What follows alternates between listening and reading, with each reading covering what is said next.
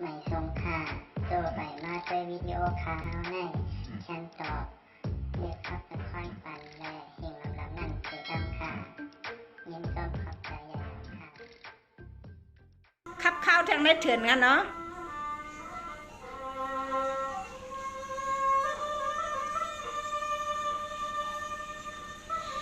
นายบดีตั้มไปสมสายตั้งเปียงสัมยันพี่นันเพียนอพี่นันเพีย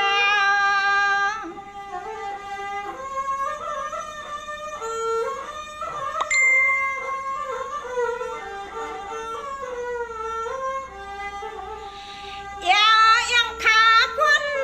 เมื่อไรละดีพุ่นหนอเศร้าในป่าก็อยาขัดมวน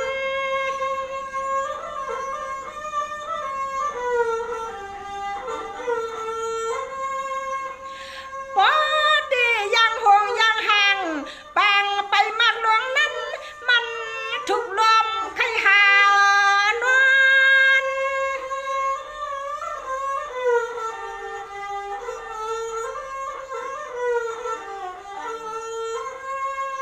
ดันตีตุยห่างงูเลื่อนไว้นาโกหุ่งลองเวียงยับกินนาดินยับไว้มีนาที่อานา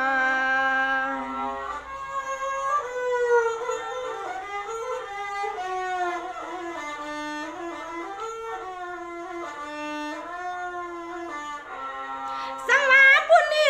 มังงันก็หันตัวมีบ่ลำกุ้มงุมเปลี่ยนซุ้มไปซ้ำตับลานหิน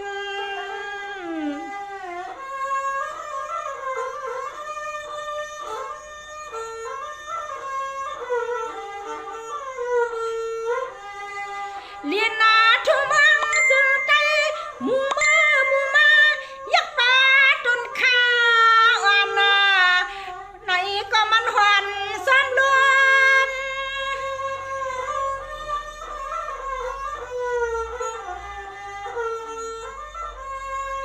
ตาลีข้อความซ้ำเขานกมวยอ่อนซ่อยอยู่ใต้ปิกเมซาเสวมใส่เมียวสุบกินนมกินนานม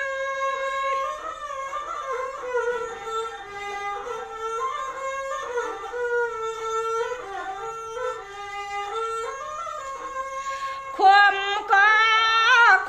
ก็สักเตือน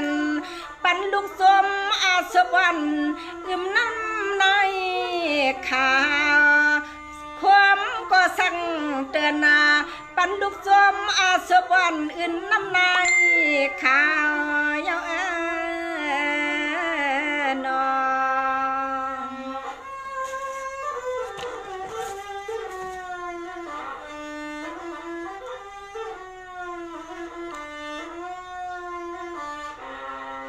สวรรค์นายพี่น้องคือไตพี่น้องสาวคือเมืองไตสันหน่อยไว้เขาเปลี่ยนกุ้งกองห้องพุทธหดนมุนคือเยอะแค่ยาป่าเปียกเลี้ยงลุ่มเปื้อเมื่อ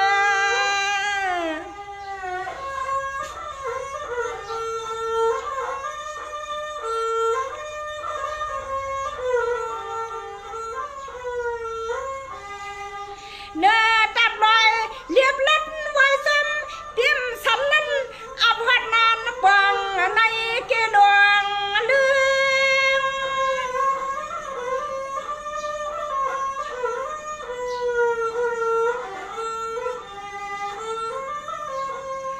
สมาพี่น้องเฮาบางทีนัดพาปากุดหุบน้ำเสียบสุกยุ่งสินอสาวในป่าตองตึง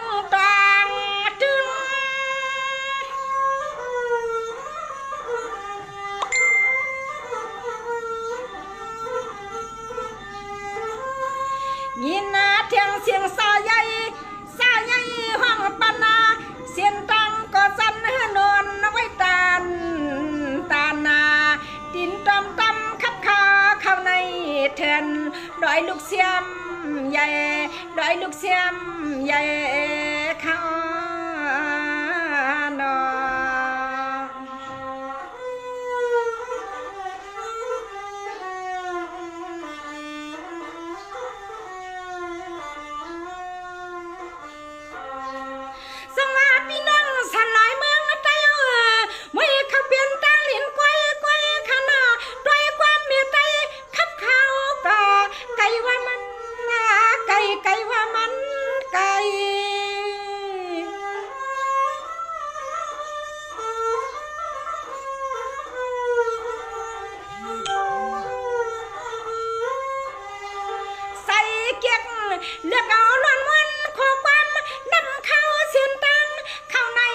เถินลอยว่าลอยว่า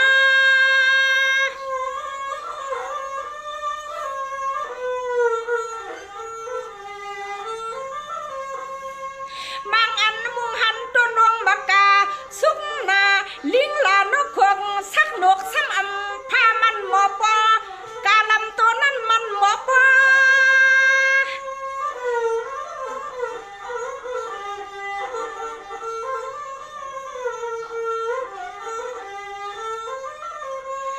นอ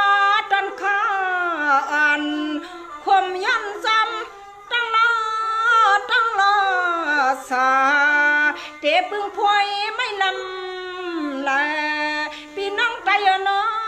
ะตั้งรอสาเตะปึงพวยไม่ลำละละนะเนาะ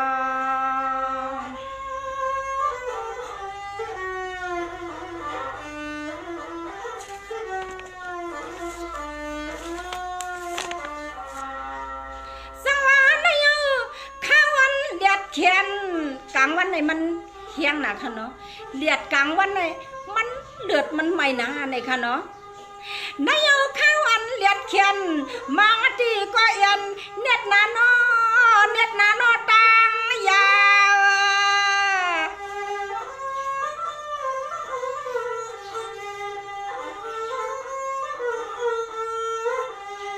สั่งว่าเจ้าตีดินตอนตั้มนับซ้ำนั่งเสียงนกพวกกันตื่นข้า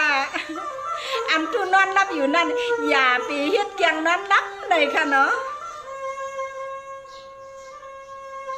มังตีกากาทอมแจ้งอำจังเสียงห้องพันอับโมตับตังออกเข้าห้องกก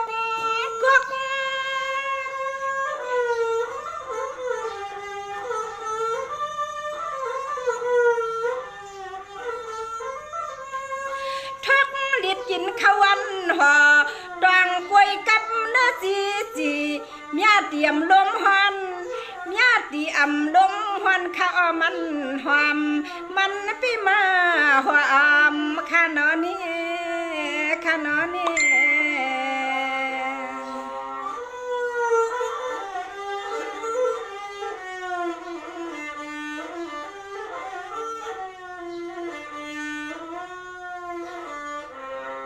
สังว่าพี่น้องสาวคือเมืองฉันหน่อยเสือไว้เขาเปลี่ยนตั้งดินก้อยหอยดินวัวก้อยในคายเอือกเคยเห็นสับตอมในคายเอือกเคยเห็นสับตอม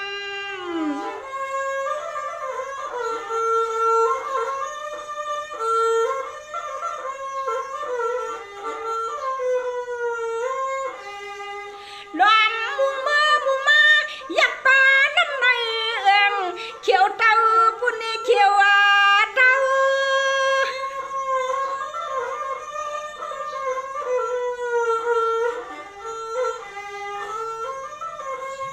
ปุ่นนี่ป้าเจียมน้ำอ่ำลึกอ่ำตึ้นกันต่อข้าพี่น้องไทยกันต่อข้าน้อเศร้าปอปล่อยขาเล่า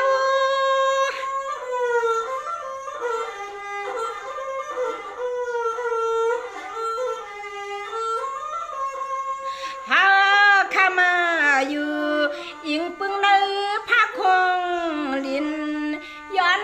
กันต่อภาคคงลินขยานอ